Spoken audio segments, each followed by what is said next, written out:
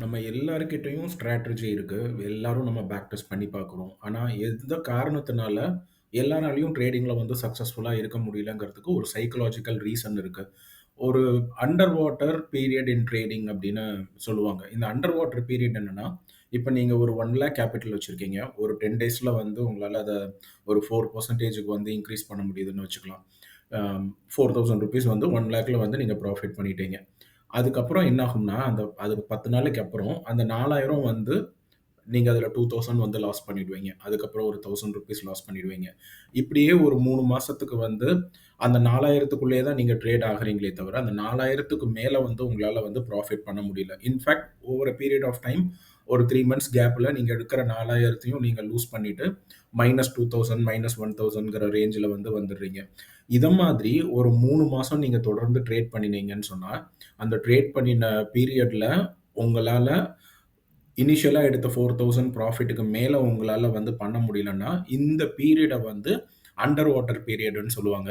இந்த சார்ட்ல வந்து அப்படிதான் போட்டிருக்காங்க. 4,000 வந்து ஒருத்தர் ப்ராஃபிட் பண்றாரு. இந்த இடத்துலேருந்து அவர் வந்து ப்ராஃபிட்டே பண்ணல. கீழ வந்துகிட்டே இருக்காங்க. 2,000 வரைக்கும் லாஸ் பண்ணிட்டாங்க. மறுபடியும் 2,000லேருந்து 4,000 வரைக்கும் வராங்க. இந்த பீரியடுக்கு அப்புறம் தான் அவங்க மறுபடியும் 4,000லேருந்து ப்ராஃபிட் பண்ண ஆரம்பிக்கிறாங்க. இந்த பாக்ஸ் போட்டிருக்கிற பீரியட வந்து அண்டர் வாட்டர்ன்னு சொல்லுவாங்க.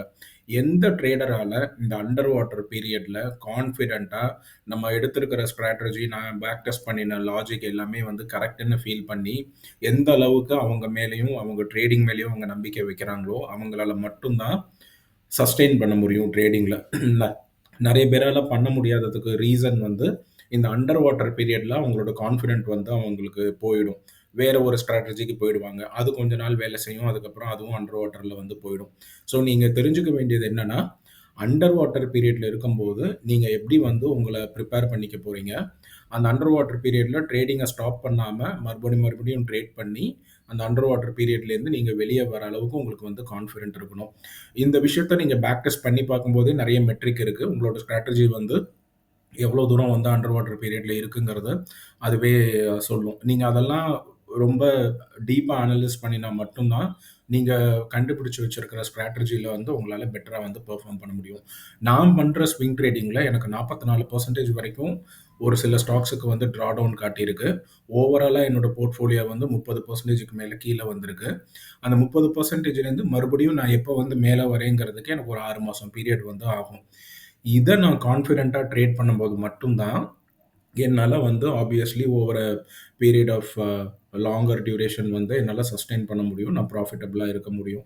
இத நான் தெரிஞ்சுக்காமலயோ, இல்ல எடுத்தோமா, கவுத்தோமான்னு நம்ம ட்ரேட் பண்ணினோம்னு சொன்னா, நீங்க ப்ராஃபிட் பண்ற வரைக்கும் உங்களுக்கு நல்லா இருக்கும். அதுக்கப்புறம் ஒன்ஸ் வந்து லாஸ் பண்ண ஆரம்பிச்சுட்டீங்கன்னு சொன்னா, நம்ம ட்ரேடிங்கே வேண்டான்னு சொல்லிட்டு நம்ம வெளிய போயிடுவோம். ஸோ இந்த அண்டர் வாட்டர் பீரியட நல்லா தெரிஞ்சு வச்சுக்கோங்க. நீங்க என்ன ஸ்ட்ராட்டஜி, என்ன லாஜிக்க வந்து நீங்க ட்ரேட் பண்ணணும்னு நெனைக்கிறீங்களோ, அத டீப்பா அனலைஸ் பண்ணுங்க.